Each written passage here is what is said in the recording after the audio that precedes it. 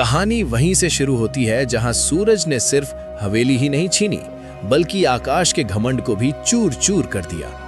गुलाब हवेली, जो कभी आकाश की ताकत थी, आज सूरज की पहचान बन चुकी है।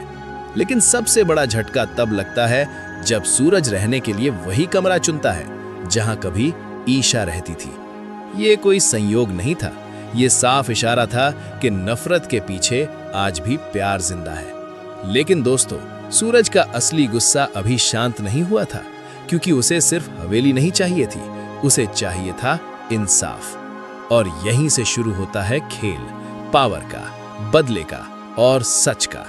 सूरज अपनी IAS पावर का इस्तेमाल करता है और पुलिस डिपार्टमेंट से एक ऐसा ऑर्डर निकलवाता है जो आकाश की पूरी दुनिया हिला देता है। सुबह जैसे ही फोन आता है, IPS ऑफिसर आकाश, अब आपको IAS सूरज की सिक्योरिटी ड्यूटी करनी होगी। बस यही वो पल था जब आकाश का अहंकार टूटने लगता है। वो फोन पर ही चिल्ला उठता है, मैं एक IPS ऑफिसर हूं, किसी का बॉडीगार्ड नहीं। लेकिन सिस्टम के सामने उसकी एक नहीं चलती। पास खड़ी ईशा ये सब सुन रही होती है और पहली बार उसके चेहरे पर हल्की सी मुस्कान आ जाती है। वो ताना मारती है, लगता है तुम्हें आखिरकार तुम्हारी असली जगह मिल ही गई। बस यही बात आकाश के दिल में आग लगा देती है।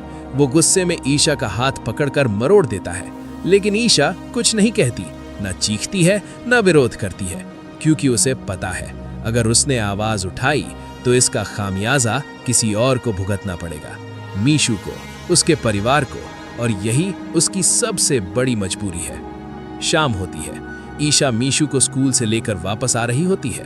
सब कुछ सामान्य लगता है, लेकिन किस्मत कुछ और ही लिख चुकी होती है। मीशू की नजर एक आइसक्रीम वाले पर पड़ती है। वो खुशी खुशी दौड़ पड़ती है, लेकिन तभी उसकी जूते की लेस खुल जाती है। वो सड़क के बीच रुक जाती है और उसी पल ऊपर लगा एक भारी पोस्टर तेज हवा से हिलता है और गिरने लगता है, सीधा मीशू के ऊपर। ईशा चीखती है, मीशू, लेकिन वो दूर होती है और सब कुछ जैसे एक सेकंड में खत्म होने वाला होता है। तभी एक तेज कदमों की आवाज, एक दौड़ता हुआ साया और अगले ही पल सूरज। वो बिना सोचे बिना रुके सीधा पोस्टर के नीचे कूद जाता है और अपने हाथों से उसे रोक लेता है। मीशू बाल बाल बच जाती है। ईशा की सांस वापस आती है और वो वहीं खड़ी रह जाती है जैसे वक्त थम गया हो।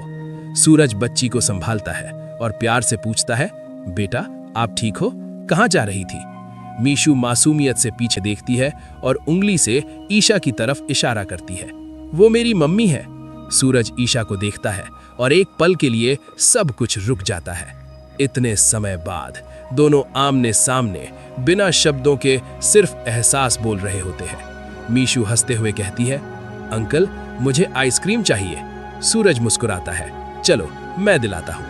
आइसक्रीम स्टॉल पर मीशू फिर कहती है, अंकल मम्मी के लिए भी।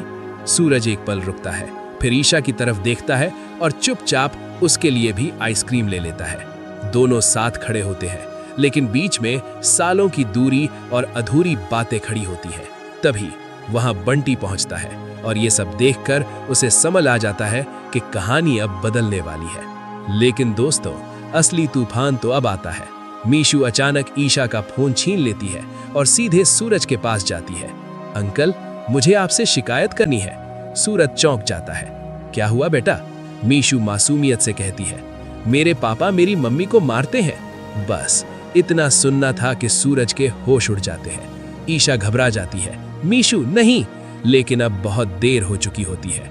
मीशू फोन खोलती है और एक फोटो दिखाती है, वही फोटो जहां आकाश ईशा को थप्पड़ मार रहा होता है और ईशा रो रही होती है। सूरज का पूरा शरीर कांपने लगता है।